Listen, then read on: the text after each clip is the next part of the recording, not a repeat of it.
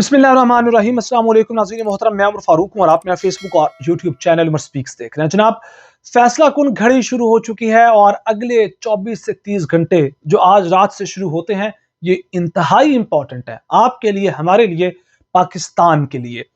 अब इस दौरान कहा जा रहा है कि इन 24 से 30 घंटों में हम अपना प्रोजेक्ट कंप्लीट कर लेंगे। हुकूमती हल्के ऐसा कहते हैं, लेकिन जो असल खबर है वो ये है कि इन 24 घंटों के बाद ही असल जो है दंगल दमादम मस्त कलंदर वो शुरू होगा। और अंदाजा करें कि लाहौर इस वक्त इंतहाई अहमियत इख्तियार कर गया है। जाती उमरा में एक बहुत बड़ी अहम तरीन सियासी बैठक शुरू हो चुकी है। SCO कॉन्फ्रेंस वाला मामला खत्म हो चुका है। शंघाई ताउन तंजीम वाला मुलाकात वाला इमरान खान से मामला था, फिर एहतजाज वाला मामला था, वो क्या पूरी की पूरी पाकिस्तान तहरीक इंसाफ बढ़ गई है। और इस दौरान जब बहुत बड़ा कांड किया जा रहा है, पाकिस्तान, पाकिस्तानी आइन, पाकिस्तानी अवाम के साथ जाती उन्होंने बैठकर बड़े काले फैसले किए जा रहे हैं। पाकिस्तान तहरीक इंसाफ की तरफ से पिन ड्रॉप साइलेंस है।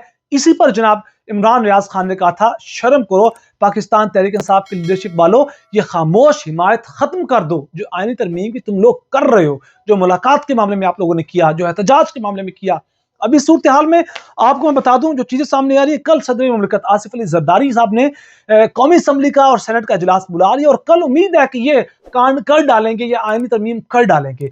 इस दौरान पाकिस्तान तहरीक इंसाफ के जो इख्तलाफात हैं वो शदीद तर हो चुके हैं। कोई बोलने पर राजी नहीं है, एक दूसरे पर उंगलियां उठा रहे हैं। अली अमीन गंडापुर को कंफर्म हो चुका है कि जिस दिन खान से मुलाकात हुई उस दिन मेरी छुट्टी का परवाना जारी कर दिया जाएगा। जो कुछ उन्होंने किया है उसी वजह, उसी चीज को लेकर पाकिस्तान तहरीक इंसाफ के अंदर जो दरारें हैं वो शदीद हो चुकी हैं। और आज जो खामोशी आपको नजर आती है ये नहीं होनी चाहिए थी, और अगर है तो सिर्फ वो अली अमीन गंडापुर जो भागे इस्लामाबाद से, आज तक उनके पास जवाब कोई नहीं है, उसी वजह से है। नंबर्स गेम की बात की जाए तो कौमी असम्बली के अंदर मौजूदा हुकूमत के पास 212 हैं MNAs, 8 JUF के मिला लें 220 बनते हैं। फिर भी इनको पाकिस्तान तहरीक इंसाफ के 4 MNOs को तोड़ना पड़ेगा। और इस वक्त जबकि पाकिस्तान तहरीक इंसाफ की जो लीडरशिप है वो तितर बितर है, यूनाइटेड नहीं है, दरारें पड़ चुकी हैं, तो उस दौरान अब दूसरे फ्रीक को भी पूरा इस वक्त फायदा है कि वो इन पर प्रेशर डाले, इनको तोड़े, इन पर जुल्म सितम करे, कारोबार तबाह करे। अब ये टूटते हैं नहीं टूटते, ये कल इस वक्त तक आपको अंदाजा होना शुरू हो चुका होगा। बाकी बात की जाए तो सेनेट की, वहां तो तकरीबन 58-57 के करीब इनके पास लोग हैं। अगर मौलाना के 5 मिला भी लिए जाएं तो 63 बनते हैं। इन्हें 64 चाहिए तकरीबन, अगर 57 है तो 5 मिलाएं 62 बनते हैं। अख्तर मैंगल के 2 ये सेनेटर्स ले सकते थे, लेकिन उन्होंने कल ट्वीट की कि जो जुल्म सितम हमारे सेनेटर्स पर किया जा रहा है, जो प्रेशर उन पर डाला जा रहा है, मैंने उनको कह दिया कि रिजाइन कर दो। वोट तो हम भी नहीं देंगे, लेकिन तुम ये टांटा ही खत्म करो, रिजाइन कर दो। इस दौरान इनको 2 सेनेटर्स की जरूरत पाकिस्तान तहरीक इंसाफ से पड़ सकती है। इस दौरान जो डॉक्टर जरका हैं उन पर बड़े इल्जाम लगाए जा रहे थे, शिबली अफराज के बारे में बात की जा रही थी। डॉक्टर जरका का बयान आ गया, अलामा नासिर साहब का भी बयान आ गया उसके बारे में कि आप डॉक्टर जरका को सपोर्ट करें। और डॉक्टर जरका ने कहा कि मेरा बेटा गायब है और मेरा बेटा मेरे पास नहीं है, मैं अपने बेटे के लिए पाकिस्तान में आई हूँ। आगे कहानी आप समझ जाएं कि डॉक्टर जरका का बेटा कहाँ गया होगा, इस वक्त किस हालत में होगा और गायब क्यों होगा। यहां मैं आपको कुछ चीजें बता दूं कि अब ये नंबर्स गेम ऐसे तोड़ मोड़ के पूरी करेंगे। और इस दौरान अब मौलाना साहब क्या करने वाले हैं, मौलाना साहब वो हैं, वो कहते हैं काजी नहीं आएगा, तो सामने से कहा गया कि मंसूर भी नहीं आएगा। माइनस मंसूर पे जनाब इस वक्त जो डील इनकी डन नजर आती है कि ठीक है, अगर आप आईनी अदालत नहीं चाहते, अगर आईनी अदालत आएगी तो समझे काजी फायद ईसा आएगा। काजी फायद ईसा मौलाना को भी इस वक्त काबिल कबूल कहीं से भी नहीं है। काजी फायद ईसा का पैमाना जारी हो चुका है। दूसरी जानिब जो दीगर जजेस हैं, इनकी जो उम्र, जो नौकरी के टेन्योर होता है, एज को उस हिसाब से बढ़ाना, वो भी कैंसिल हो चुका है। तो कल रात जो अब आपको याद होगा कि मौलाना फजल रहमान और बिलाल भुट्टो जरदारी ने एक प्रेस कॉन्फ्रेंस की थी, उसके बारे में कहा गया हुकूमत की जानिब से ये खबरें फैलाई गई। देखिए जी, मौलाना साहब और हुकूमत और पीपल्स पार्टी सब एक पेज पे आ चुके हैं। ऐसा नहीं है। इस वक्त तक भी मौलाना साहब के जो मसवदा था उस पर पाकिस्तान जो पीपल्स पार्टी है उसने अपने आमादी का इजहार किया था। पीपल्स पार्टी मौलाना साहब के मसवदे पर राजी हुई है और मौलाना साहब के मसवदे में सबसे बड़ी बात है आईनी अदालत नहीं बल्कि बेंच। वो कहते हैं 200 के करीब केसेस, सेनेटर कामरान मुताज ने कहा था, तो इन 200 केसेस के लिए किस तरह हम बना दें एक आईनी अदालत की इजाजत दें, हम क्यों वोट डालें।